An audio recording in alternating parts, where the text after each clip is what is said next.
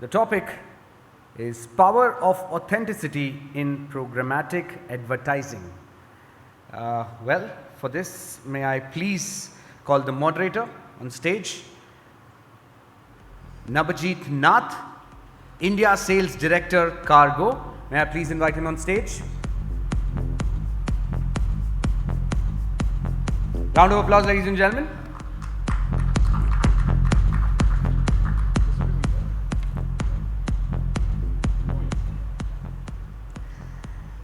The panelists are Amruta Pawar, General Manager, Digital Marketing and Brand Strategy, Hafele, India.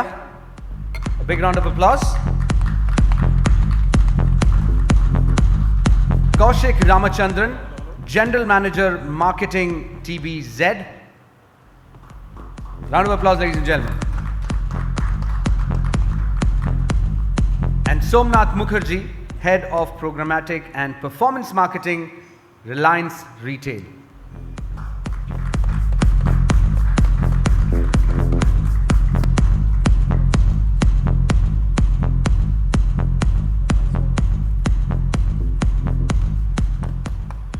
Over to you, Nabajit.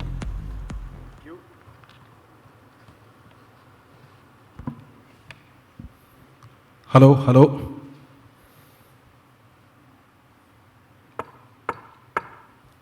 Programmatic. Authenticity. Is it a trick? Or is it about trust? Good afternoon, everyone. I think you got the reference. Sorry, it might be slightly cringy. I am on a Odyssey kind of a mood today. Just watched Odyssey and of course binged through all Christopher Nolan movies over the past weekend. So kind of quoting this in my client meetings and my internal reviews as well. So that is out of my system. But today what we have got is a topic which is not for 40 minutes because authenticity in programmatic is a topic for, which we can debate and discuss for a long time. I have got a very august assembly of panelists with me, Amruta, Kaushik, Somnath, from varied categories, which is always very important to talk programmatic about. And also what we'll do is, we'll structure this in such a way that it's not boring for you guys, right? So it's the last session of the event. And also, by the way, kudos to IMEI for organizing another fantastic mark-on. This is a great event and IMEI is always known for stellar events. So kudos to everyone who is there in the organizing team. So programmatic, let me just try and kind of summarize what's happening in programmatic and then I'll come to my speakers today. For years, programmatic has been kind of synonymous with scale and efficiency. Recently, a lot of marketers, every marketer is asking three primary questions. Yes, the impression is being served, but is it served on the relevant inventory? Is it served on the right environment? Is it served to a real person? That's also a question not just in India, but globally. And then, is the programmatic ad being served with genuine attention? Because everyone is attention deficit these days. So is it garnering the requisite attention from users and then making an impact in their minds? Recent report by ANA, which is a global body, said that around 15 to 20% of ads get lost on programmatic in every campaign. Imagine if I tell Somnath that tomorrow you have 100 rupees to run a campaign and 15 to 20 rupees will go waste because of your bot traffic, your fraudulent traffic, or your MFA websites. I'm surprised MFA websites is not such a big topic of discussion in India. MFA websites, which are made for advertisement websites, you cannot differentiate between an MFA website and maybe a fraudulent website, right? It mimics a normal website itself with proper content there, but at the end, you know that those websites are created just to serve you clicks and impressions. That's a very big problem in programmatic. Enough of me blabbering. Let's lean on to our panelists and talk about this. And firstly, I'll talk about the generic topic itself, right? What do you feel when I say authenticity in programmatic? I'll come to Amruta first. What is the first reaction or the first thing that comes to your mind? Does my brand reach to the customer the way I want to reach? do they understand, do they resonate with what my brand is standing for? That is authenticity for me. Fantastic. Next, Kaushik.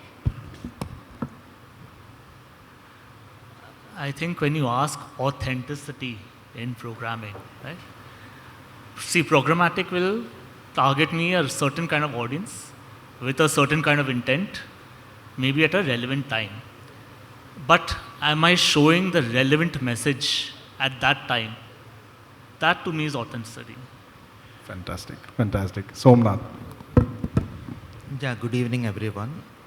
For me, authenticity in programmatic means that every rupee spent and every impression delivered has a value. It's all about reaching real people in a trusted environment with transparent measurement. Scale is something like automation does. It's very good at accelerating. But the real trust is the currency. Currency is the real trust. And in programmatic ecosystem, advertisers won't trust you if they are not sure where your inventory is going and what are you gaining out of it. So yeah, authenticity in programmatic is counting each and every rupee, each and every impression, and with full transparency and measurements. Fantastic. I think what you're saying is that accountability at various steps, right? Not just the publisher, but also the measuring partner, of course, the agencies. Of course, so this is a full funnel. So it's something like we need to trust an environment, which is when situation for the platform, the advertiser, and the publishers. So as you said, yeah, there are many low-lying inventories which slip into the ecosystem. And that's how we need to put the guardrails to ensure we have a actual programmatic campaign running. Perfect. Amruta, I'll come back to you, and this is regarding your present organization, right? Hafele has been, did I pronounce it correctly? Hafele? Like I said, we are flexible. You can call it Hafele. There's a video out there where we have spelled it in different continents, in different ways, in different nationalities. So we are pretty flexible. Oh, nice, nice. So Hafele sells premium products which are trusted, where trust is everything, right? Does the environment where your ad appears influences the brand perception as much as the creative does? Yes, so we are into premium and luxury, and for me, into premium and luxury is not just the creative, it's the environment in which it is placed.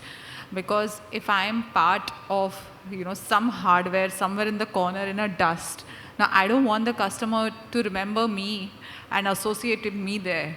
So we are very particular where our branding happens in our experience centers, in our dealers, in our partners. Not just in an offline world, but in online world also. We have to ensure where we are appearing, because see, luxury, premium are very fragile signals given by the customers, which takes years and years for the brand to build up and create that notion. One small misplacement and it's gone. So for me, creative along with that environment is a brand for that customer. Fantastic. I'll come to you, Kaushik. Jewelry is one of the most emotion-led kind of categories, right? The purchase is very emotion-led. Can programmatic really build aspiration, or has it become too transactional? See, it all depends on how you use it. Yeah. And that's why I said with the relevant messaging in my opening line, right? If I'm treating this channel as maybe another bottom of the funnel lead generation exercise, I'm just showing a discount coupon and maybe hoping counting number of leads, I'm not using it the right way, right? If I'm showing a relevant message, somebody who's searching for maybe say bridal trousseaus or destination weddings, and at that point I'm showing the relevant new bridal collection set with a storytelling, with and maybe with the further context, further signals if available, if they look into a certain price range, that hits much harder. And that is what really gives the entire authenticity the full context, right? So it's about how you use it. Trust can be built, it's on the marketer. Got it. When it comes to emotion, I remember meeting one of the CMOs of a QSR brand, right, recently. Now QSR, I'll not take the name, but if I ask you to take 3 names, you will definitely take that brand's name. So that popular brand. And when I met them, I was pitching my usual, we'll give you proper environment and creatives and rich media, better performance.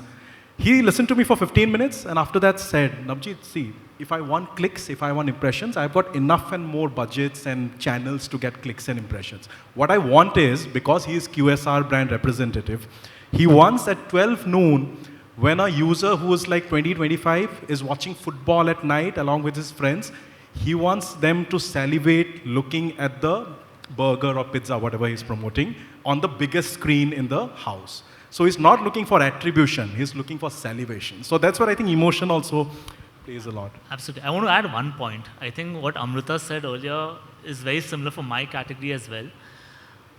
The placement of media matters a lot. We choose only premium kind of inventory, given our categories, high intent, and probably takes months of planning, and there's a lot of work with budgets involved as well, and the entire family is involved as well, not just the woman who's buying it, right?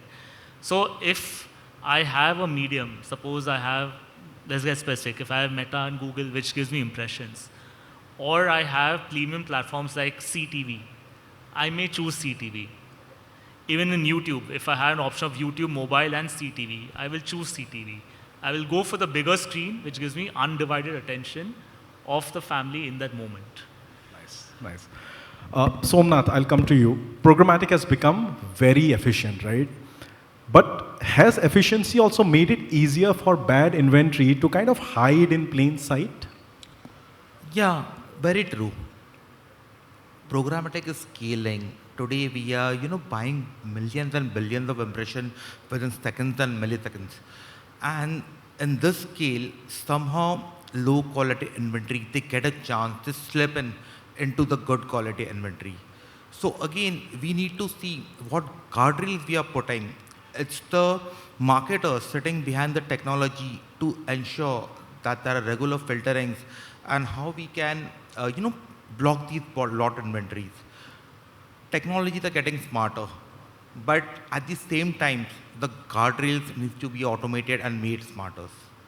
So low quality inventory is definitely a challenge. And as you said at the beginning of the conversation, like 10 to 15% of the inventories are taken over by bot traffic or masked website.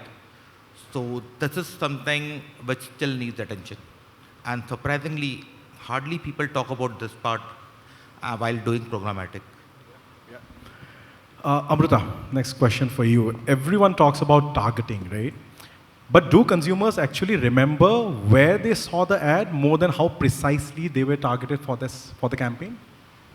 See, no one remembers targeting. I myself as a consumer don't remember the targeting. But what I would remember is, listen, I saw this beautiful kitchen in this ad. Now that is where I think we have done our job rightly, and that's what I look for. I'm not expecting them to, remember. Even if they remember 1% of that ad also, I think my job is done. So that's why for a consumer, targeting doesn't matter, but for a brand, if that is working along with the creative, I think that's what matters to us. Got it. I think this is where I think CTV also come into the picture, and it has kind of boomed so much in the last few years. A lot of brands are now making ads which are CTV first, not just digital first or TV first, but CTV first. That also shows the evolution of the digital landscape in general, right? Just to add, very recent example, I had to discard a vertical shot of like a kitchen film we had done, and trust me, it's vertical first now, but it was not doing justice to the display of the kitchen, the brand. I had to discard it. Trust me, I was at crossheads because as a brand person, I want that beautiful display to come across, but as a media person, listen, I need a vertical format also. So it was a very hard call for me to make, but I was like, okay, vertical is not doing justice. I remember a similar example in my organization. So we are into rich media, right? On CTV, mobile, desktop, everywhere. On CTV, the creative team, they take input from the sales team as well. What is the requirement of a specific country or, a specific category? They came back, we said that, these are the categories which will be active for the festive period and all. They said that they are coming up with a new format, rich media format for CTV, which mimics Instagram videos. So it's a vertical video on CTV along with the main brand film. So it kind of mimics so that the users can recognize, okay, I have seen this on my mobile. So that is the connect that they are making from mobile to a CTV. So Kaushik, I'll come to you next. Luxury brands. Now they often choose to reach fewer people in better and premium environments only. Is premium reach becoming more and more valuable than maximum reach? It's a balancing act. Okay. Short answer, yes. I would prefer premium reach any days. But like all things, is always not a straight black and white or yes and no answer. Sometimes reach is important. And if I look at the brand pyramid, right, and if you look at TVZ, okay, TVZ is a luxury brand, but it's somewhere also premium or a bridge to luxury brand, you could say. A true luxury brand would be something, for example, like a Maybach car, which very few people can afford, right? So at some point, I do want reach as well, right? And it's about that balance, like I said. But yes, I think if I choose a mass medium, if I can take premium formats or inventory on that medium, that is still one step better than, skipping the medium altogether. So that's how I would look at it. Got it. When you say reach, would you, like for example in festive period, would you look at reach more than premium environment? Yes. Typically in festive periods, you tend to get a little more aggressive with offers. So at that point, you want maximum people to know and you want maximum store walk-ins at that period. And it matters for that period because more often on this category, there are occasion-based dates. Yeah. So you'll have an Akshatita, you'll have a Dhanteras, which is like an auspicious day to buy. Yeah. At that point, I just want reach. I want maximum people to see my ad and walk into my store. So that's how we have to balance. Fair enough, a balancing act. Yeah, please. I just have something to add because we are operating in the same space. Reach also matters because you are creating an aspiration, like he mentioned, right? You are now showing the younger generation that, okay, tomorrow down the line when you're owning a home or a jewelry, this is where you want to go. So that's where you probably have to expand beyond, the premium and slightly move towards with the reach as an objective because you're building that aspiration over a period of time, which will then tomorrow become your consumer. Fair enough. Somnath, I'll lean on you on this question. You've been in programmatic for a long time, right? We just discussed. And you've been there long enough to see the ecosystem evolve dramatically in the last 10, 15 years. Looking back, what's one change that has genuinely made digital advertising better and one change that made your job harder? Okay. So like with programmatic, scale is not an issue. Real-time monitoring data is not a challenge anymore. In the initial days before programmatic got aggressive, like each and every marketer used to spend days monitoring the campaign performance and then figure out the creative and the region and their targeting and optimize the campaign. But in today's environment, yes, we do it in a live scenario. So maybe in the morning we optimize for a creative and in the evening we optimize for the targeting for the genders. So definitely programmatic has given me a scale, it has given me a real-time data and it's helping me optimize the campaigns on a real time. Okay. Definitely it too has its challenges and the main issue which each and every marketer who depends heavily on programmatic faces is fragmentations. Too much data, too much intent, too much signals. So the toughest part is, stitching the data together and then arrive at what's working best and what needs attention. So too much data is also a concern and we have different layers to figuring out which intent and which permutation combination works best. is definitely something which needs attention. Yeah. Too much data and too many brands as well. I was talking with Somnath outside. Hundreds of brands he's managing at Vibrant, of course, Reliance. The scale is insane for them, so I understand that. So that could be a challenge, because like sometime I'm optimizing a campaign for a brand who's into grocery. So I'm need to targeting the household people and who have an intent towards grocery. And the next moment I'm targeting someone who can afford international brands. So stretching the data and fragmenting the data, that's the biggest challenge for anyone who's operating at scale. Seriously. And we also appreciate the fact that they bring in a lot of global brands to India. They also revive some of the most nostalgic brands in India, Campa Cola being one of the best examples. Amruta, I'll come to you for the next question. As someone responsible for both brand strategy and digital marketing, have you ever had a moment where the data was telling you one thing, but your intuition told you that something completely different is possible? What did you do and how did you turn it around maybe? Yeah, so my journey has been into digital product design, customer journeys, then media, and now brand. So I've grown with that. So for me, digital comes like it's my first nature. It just comes and it's my DNA. Like, at my cubicle, I have think data is God written. Because I've also come from BFSI as an industry where data is supreme, and then consumer durables. So I always move with data, but in one of the recent campaigns, very interesting insight came. So we were doing a CTV campaign for a brand film. Now the audience definition that I have given is, male, so-and-so age, so-and-so geography and all that. But my ad saw a VTR higher during afternoon times. I was very confused because the demog is a male, right? And for us, the understanding a person will come in evening and then they will be watching, right? I mean, like the man of the family or whoever. And then it was not sitting in, the maths was not making sense. My demog is behaving this way, but the ad consumed is in a different way. Then we did a bit of deep dive, and then we also realized that, listen, CTV is also, 4 people are viewing the screen. And someone who's watching in afternoon is not the man of the house, it's the female of the house or the parents living in the house, right? And then we took a shift of, showing the ad during the evening time. So that was something which, showed a very different, what we had in mind, this is how our, demog behaves, but the data showed something differently, and then we changed. We switched the gears. Great example, great example. Kaushik, I'll come to you next. Looking back over your career, I was going through your LinkedIn profile as well.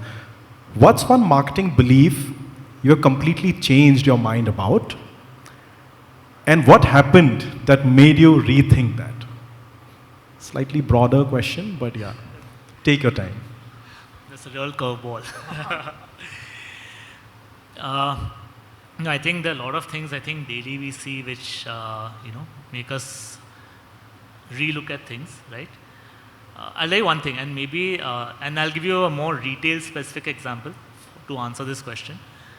This was when I was back in Aditya Birla Retail, and we had a huge hypermarket opening in Hyderabad, right? I did all the normal things which you do for a store launch.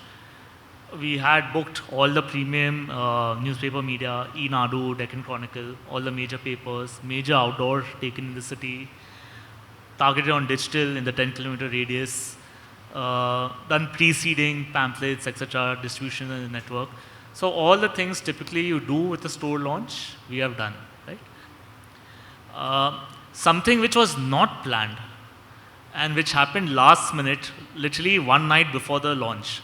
So this was at 2 a.m. or I think maybe 10 p.m. or around 10, 11 p.m. in the night. We were doing a final check.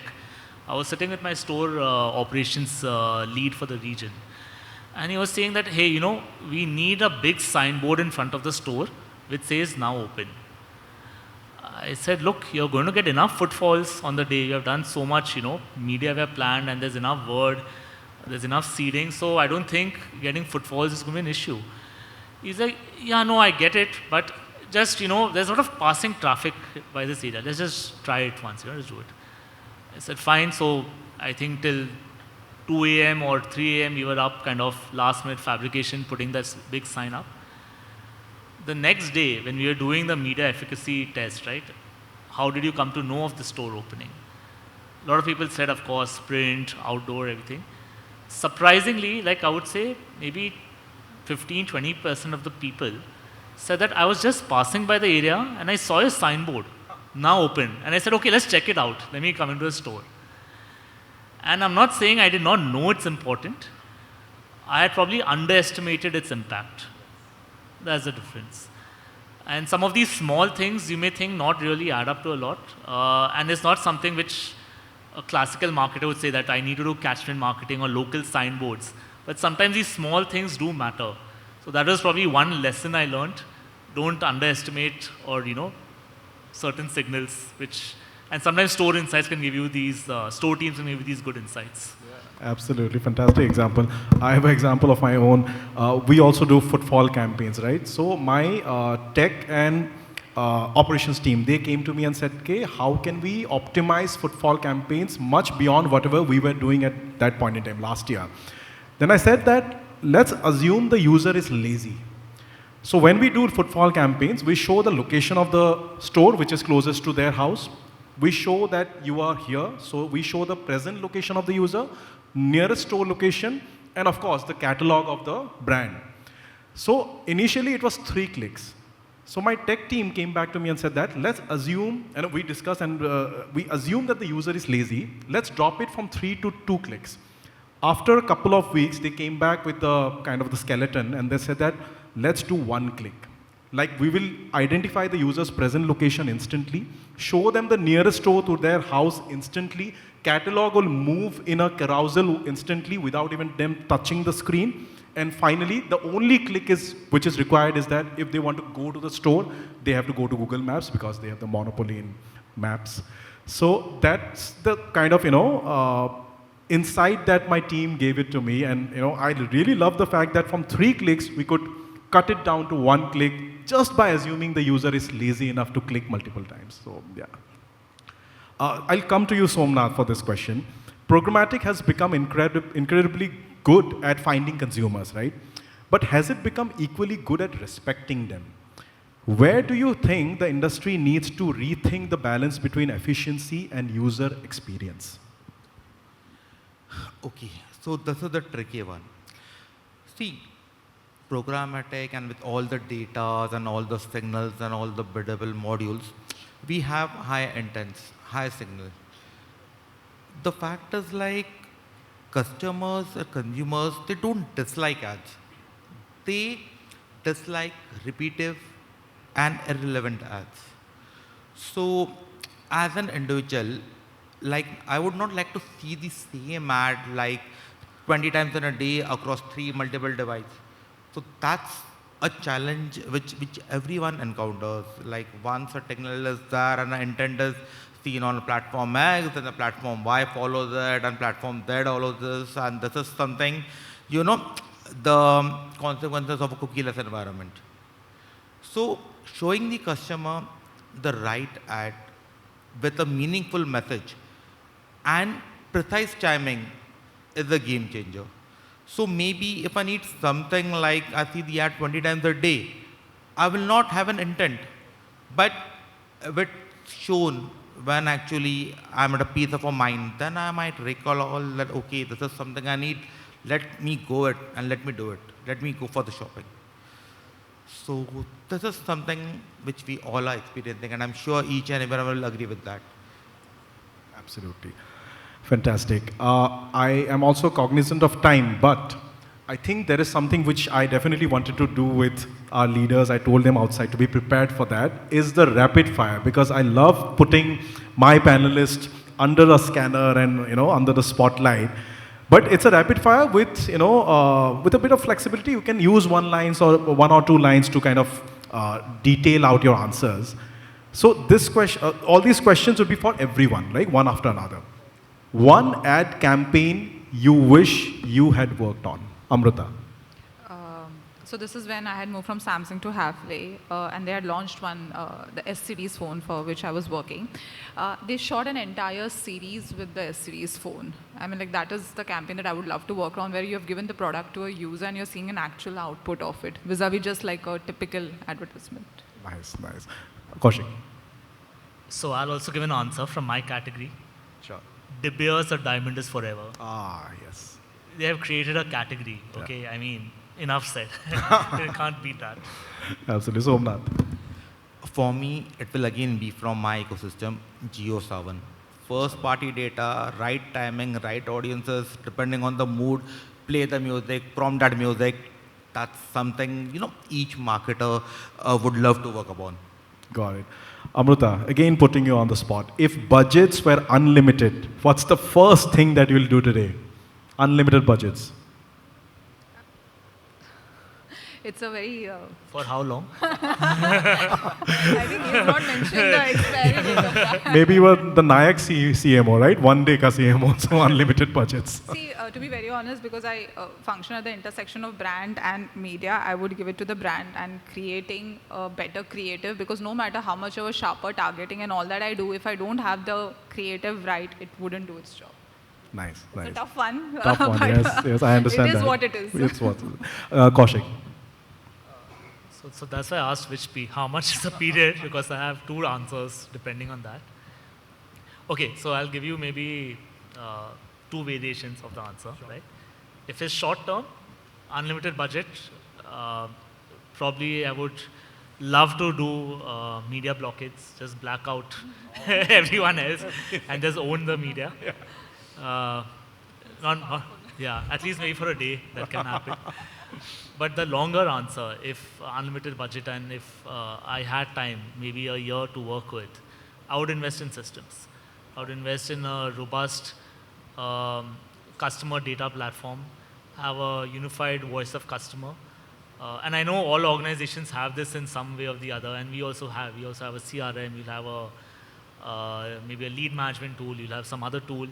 But I think that intelligence with AI on top of it is not really there yet. And a lot of organizations are still kind of figuring it out. And it requires money, it requires time, it requires continuous investment. So that would be close to the unlimited budgets dream I have. Fair enough. Somnath. Yeah. So unlimited budget in my ecosystem is just a dream, but still, I get it. I would invest it in creatives, because creative is the one which is talking to the consumer. Creative is giving the narration. Creating is convincing the consumer to, be convinced and buy my product. So definitely I would invest in creatives and script. And the reason I say script is like more than the creative, the script creates an impact. So if we ask the audience, how many of you remember an ad or remember a brand with the punchline? So people will hardly able to, resonate something. But if I ask, Thanda matlab, 90% people say Coca-Cola. Yeah. So that's something, the power of narration, the power of creatives. And definitely I would love to invest in that part. Fantastic. Amruta, AI writes your campaign or your appraisal letter. Which worries you more? See, as an individual, I'll wear two hats here. As an individual, I don't want AI to write my appraisal. It will be like forever living with me and hounding me. But as a marketer, obviously, I don't want AI to write a campaign, because while it's a short-lived, people will talk about it and all that. But if it spoils the positioning, then it will go like ages for me to fix it. So these are my 2 cents on. Yeah, quickly, Kaushik. Can I train the AI model? Okay. Yeah. Of course, I need to tweak the AI and change the commands to write my appraisals. Very safe answers, but I get it. Okay, another question, Amruta. Performance marketer or brand marketer? I sit at an intersection, I can't choose. Sorry, I pass. Safe. Yeah, but true also. Yeah. Kaushik. I'll have to agree with Amruta. I think today there's no either or. It's both. Yeah. You have to do both. Fantastic. For you, it's slightly different, right? You are in... Yeah. So for me, it's a performance marketer with a brand mindset. And the reason is like performance marketing is helping me convert the audiences in the market today. But brand marketing will ensure that tomorrow there are customers to convert. So brand recall and performance, they go hand in hand. Fantastic answers. Final question. What's the weirdest, Amruta, I'll start with you. What's the weirdest consumer insight you have ever seen in a report? So I'll talk in my industry. I always thought when I entered the industry that, women are taking the calls and what goes inside the kitchen, behind the kitchen and all that. When it actually came to data, and I was just talking to him also, it was the male who was dominating it. Obviously, there are different ways. The credit card is linked and all that keeps happening. So that was like the weirdest insight. And another just trivia. People spend longer time in choosing, which is the longest handle and all, rather than the entire home makeover, which I've seen in real time happening. They will sit on this one hinge or something like that forever, vis-a-vis the entire overall home makeover. Kaushik. Okay. I think again I'll go back to my grocery days. One very weird thing I saw. This was during a focus group I was doing in one of the south markets, right? And we were studying sale of rice bags, which is like a staple diet of the south. Okay. When I went to some consumer homes, they were saying I buy bags and I keep it, we store it. I said, हाँ ठीक है होगा कोई store room में, they must be keeping because they buy it maybe for the full year and they use it. When he showed me, I said, show me how you store it. He took me to his bedroom and right next to his bedside there were like tons of rice bags. Probably it was his, probably he didn't have a choice.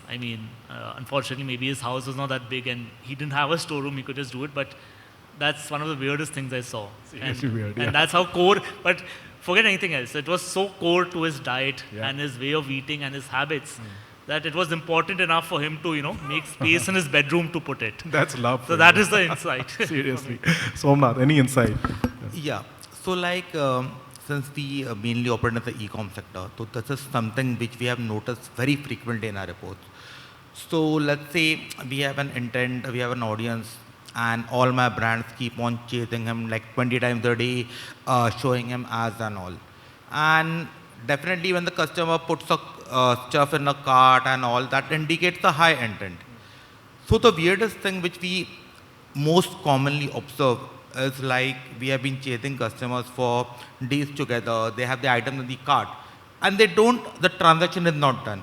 But maybe after a couple of days, when we stop bombarding him, one message, few things in the cart is still waiting. Grab it before it goes. That changes the game. So the customer converts. So this is something like, as I said earlier, like bombarding customer with the ads and makes them irritated. Yeah. Allow them some time. But one push, that creates a difference. Just a nudge they need, right? Yeah. I remember my Paytm days. We used to run Paytm campaigns, of course, on Paytm, but then outside of Paytm also to the people who were using Paytm. We used to address them as, hey, Paytm user. They felt a bit of a connect that, hey, how do you know that I'm a Paytm user? So I think it's all about connect and a bit of nudging. Exactly. This one is actually very, precise question to all three of you. Would you rather, Amruta, lose 50% of your targeting or 50% of your creative budget? I would lose 50% of my targeting budget. Like I said, sticking to my earlier answer, creative. Nice. Kaushik? Same answer. I would lose the targeting. I think right kind of messaging, content creation matters more, especially for my kind of scenario, current industry. Fair enough.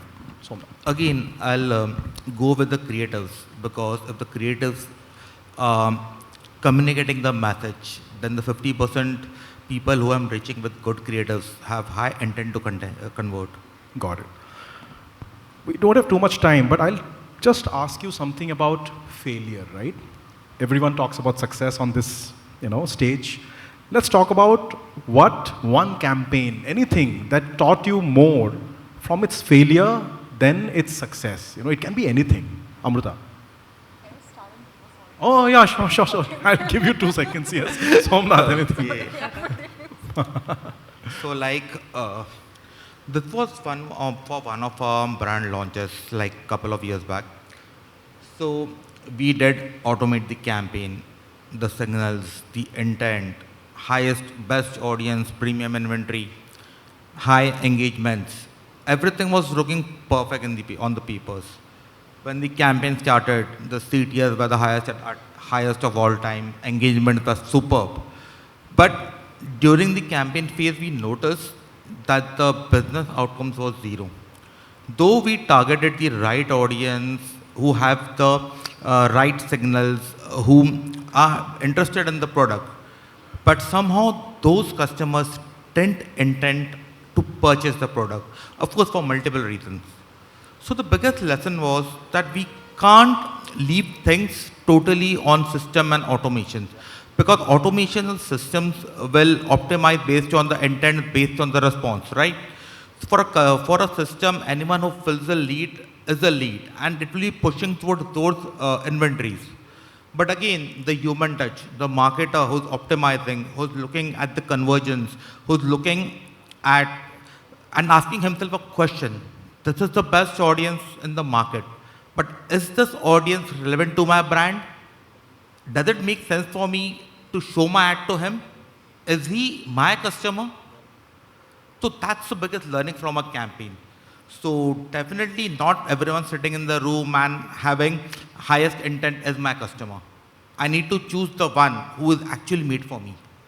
Great insight. Kaushik. Yeah, so I don't think I'll lean in on a specific example or campaign, but echoing what Somnath said, I think there have been learnings in the past. There have been campaigns, maybe you've done a lead generation campaign and your teams come back to the feedback that these aren't really my customers. Maybe the customers are outside my radius, although I've targeted in the radius, but somehow they're residing 10 kilometers away from that. So these kind of things happen. Maybe the intent is not there. So these are things which I think you continuously have to optimize, keep an eye out and try and get better at it every time. Fair enough. Amruta, finally. Thanks for giving me the time. So this is a learning which I had in my very first organization, and I think till date it holds true, is that so we had launched the whole offline journey. We had digitized it and we had launched it online back then in ICSA. We had a tablet and all. And it was like, wow, great launch and all that. And we were giving regions, to drive adoption. Now, it's such a brilliant solution, but the adoption rate was very bad. And then, we started getting into it. What is wrong? Is there any technical glitch? What are the dropout rates? Is there any network failure? We went to the bottom of it and we realized that the sales team who's actually using it is not on board. And I think that was my first lesson in this entire thing, that you really need your sales team to be on board. And with their help, then we started driving and we started solving issues.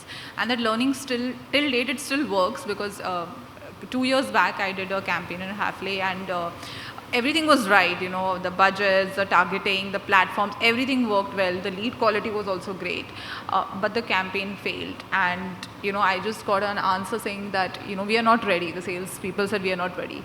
Cut to this right now, my Onam campaign is right now live in Kerala. And this time, and again in past also, I have onboarded sales team much before even my campaign could go live, taking their insights, and then the campaign has seen much better acceptance in them, and obviously a success on ground. So that's been my learning. I know the time is up. That also shows that topic is so vast. We can kind of go on and on. There are multiple questions which I have still not, you like absolutely, like this is something which we can, keep on debating for us together. Seriously. So just to summarize, programmatic was built to buy impressions in bulk, but today brands are built by the impression of a different kind. What is it which gets etched in the memory of a user, of your customer? Thank you, panelists. Thank you for being excellent, panelists and discussing all the points in details. Where, the time is up. Yeah, the host is also on stage. Thank you. Thank you everyone for lending your ears. Oh, sorry. He has a question. I think somebody has a Absolutely, absolutely.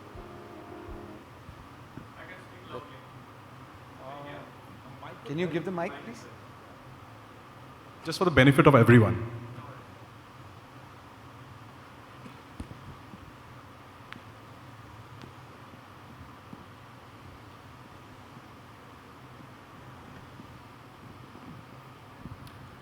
Thank you. So I'm Ninad Jagtap. I'm from My Outdoor Campaign. So I have a very simple question. We talk about data, we talk about AI throughout last 2 days and even now, right? And programmatic advertising is one of the critical part, right?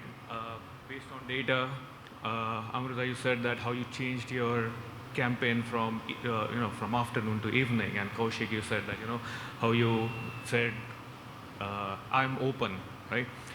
How do you think, now this is more from digital advertising, what is your opinion on programmatic advertising when it comes to outdoor media, or especially digital OOH, right? Where platforms like us, we are doing a lot of data gathering and analytics for you. How do you think programmatic advertising would play in outdoor specifically? And what is your opinion considering your brands? See, your question is like how is programmatic helping in digital outdoors? So we already have a solution. Like we have digital outdoor options wherein digital screens are replacing traditional banners. And to answer your question, how programmatic helps? So in the traditional way, if you put a banner, what comes? You can't change the banners for months together or weeks together. But with digital outdoors, you can change the creators and you change the banners with current situation. Maybe it's raining and you show the ad of a advertiser selling umbrella, and maybe if it's humid, you show the ad of Campa or any other soft drink. So that's definitely programmatic is changing the traditional approach, giving it a fine touch and customizing it as per the current requirement. I hope I answered your question.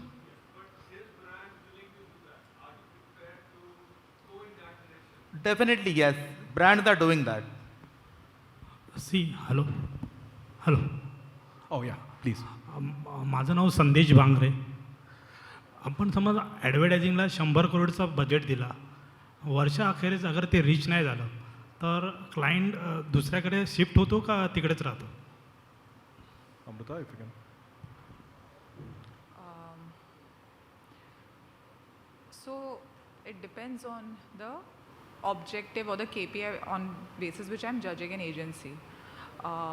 So if they have fulfilled the job with a lesser budget, I will still continue with them because they are bang on. But if they have used, or in fact they've gone overboard also and they have not delivered on the objective. Now objective can be different objective. One can be sales also. If I'm doing maybe a e-com campaign with them, a sales is an objective. Or in a brand campaign, a BLS is an objective.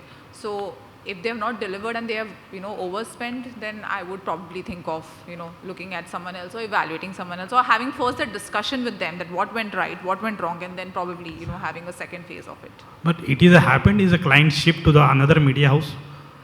No, you don't shift immediately, right? You also do your analysis, what went right, what went wrong, and then give it another try, and then you go for, so you also have to be equally invested in that journey along with the agency. It's not just one person's job here. You both together have to deliver.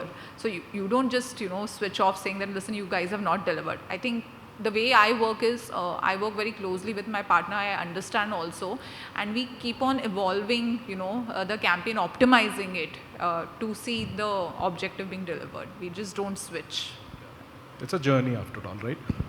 Are we done or one more question? Yes, yes. Hi. Hello. Hi, Abhishek this side.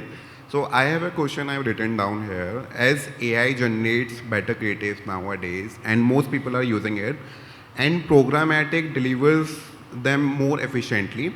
So what will actually differentiate brands in the next 5 years down the line? Is it going to be technology, data, or authentic human storytelling? Anyone wants to answer?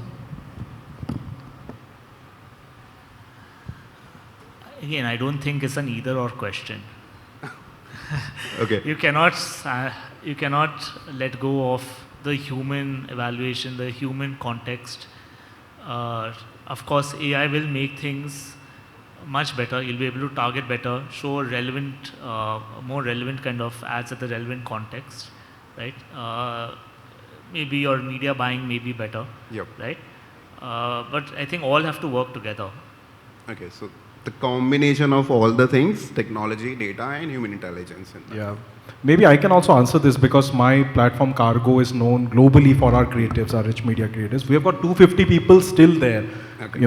Creating, using their hands, right? Yeah. Of course, on their laptops and everything. The reason is that we, of course, are using AI, but we also believe that clients, the differentiator would definitely be the human touch. So I think that people are still working on creatives, even though we are a creative first kind of a platform. We're using AI, but those 250 people are still there. Okay, so you are empowering your existing Exactly. content team with the AI. Yeah, got Okay. it. Thank you so much. The one word answer to your question would be the trust which brand creates, the brand value. So till the time the brand value and the trust which still remains on the shoulders of traditional media, no AI, no technology can replace that. I want to add one thing actually. I was in a panel earlier before this where we were talking of using AI to handle your CX, your customer queries, right? Now, a lot of my co-panelists, they are from highly regulated industries. I had a couple of them from BFSI, one was from Finance. healthcare, and they're all governed by statutory bodies. So, all the banking and financial institutions, there are strict guardrails from the RBI. Similarly, even your healthcare providers, they can't do anything which goes against the FDA or other norms. So, even if you have AI, right, especially in more regulated industries, you still need that human element to oversee and maybe guide and train these models, at least for the near term. Right, and DPTT are also coming in that case, yeah. Thank you so much. Thank you.